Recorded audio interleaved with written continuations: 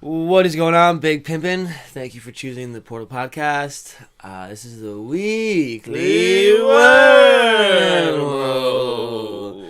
You know what this is. Me and Matt are going to pick an old gem and we're going to bring it to the light of day. Get ready for your spiritual awakening, you fucking nerds. I like how you're just starting to, modulate what you're saying, right? It's like, it went from, what's up, everyone, or hello, everyone. Now it's like, hey, pimps. Now it's Big Pimpin'. Next time it's got to be, what's up, Playboy?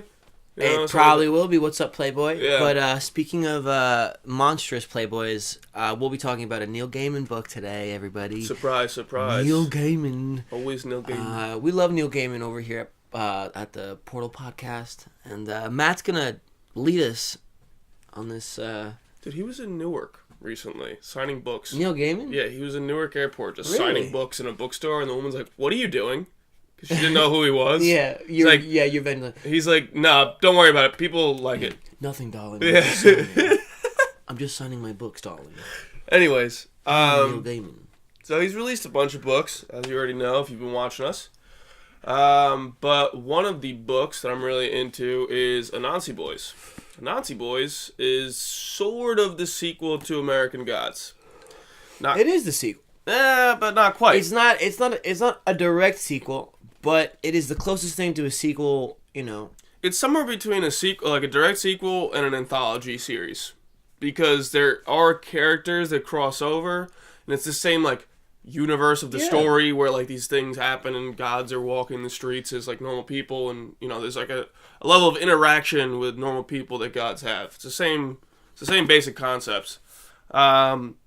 Except this story doesn't follow Shadow. Shadow was the main character of American Gods. This story follows Charlie Nancy, also known as Fat Charlie, and he hates that. Also known as Spider.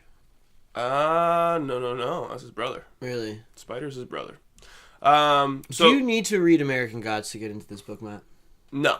So you don't need to have read it.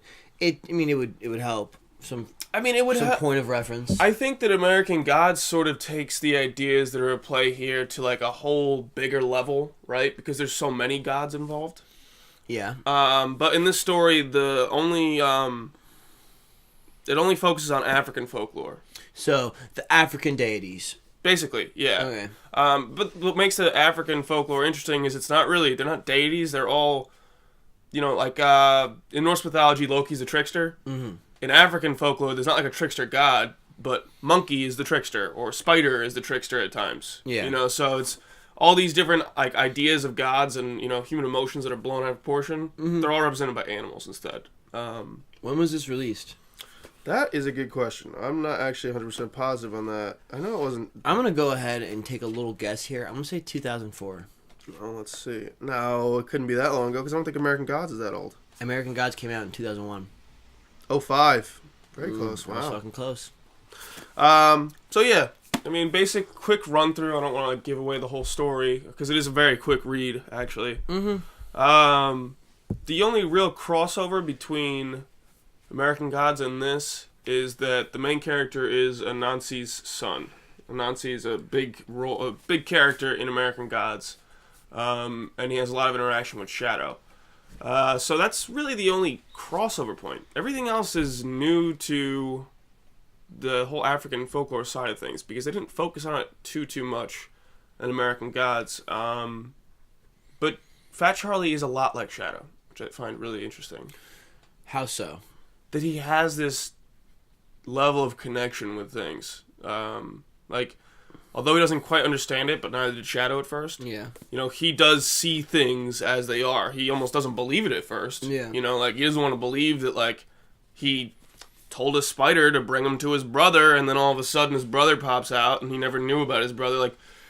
It's the same stuff that Neil Gaiman always does. Neil Gaiman just loves just the actual act of storytelling. Yeah. He is a master storyteller.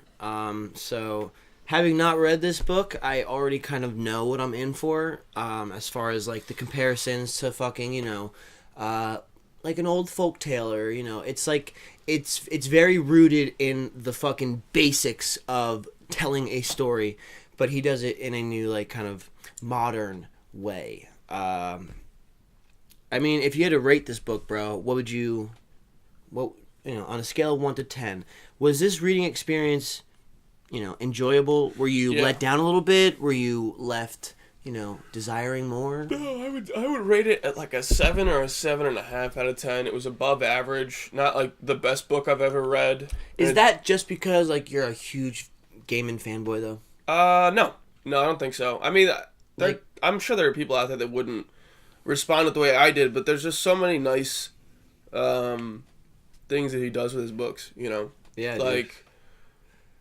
The otherworldliness, I think, is always awesome because it's always done in such a way that it doesn't feel forced, so otherworldly or forced. It's like it's like you're in a dream, but you're not dreaming. It's really like simple and nice. I mean, for real though, because where Stephen King, I heard someone complain about Stephen King, just recently, saying that Stephen King, there's too many words to say what he needs to say.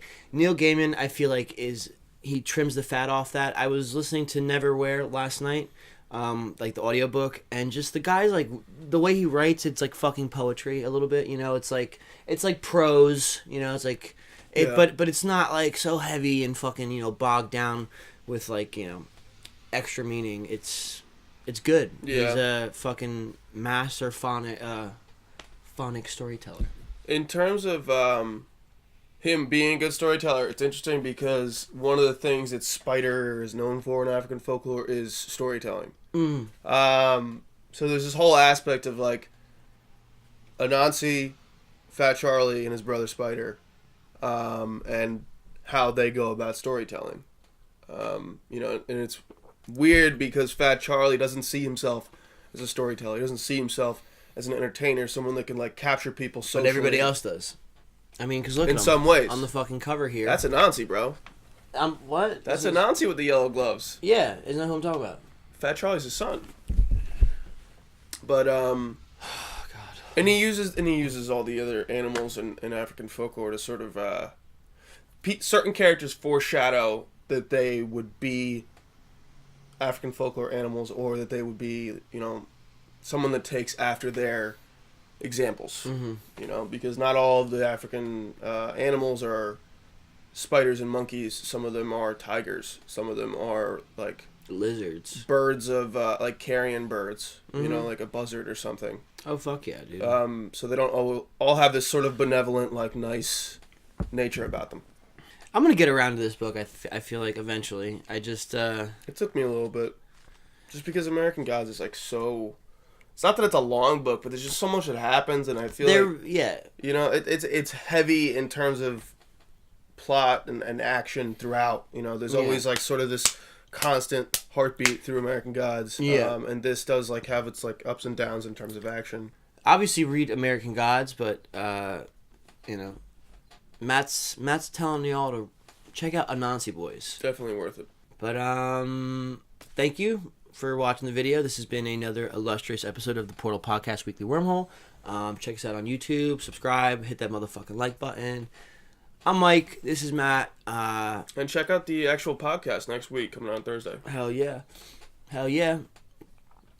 Alright guys, goodbye.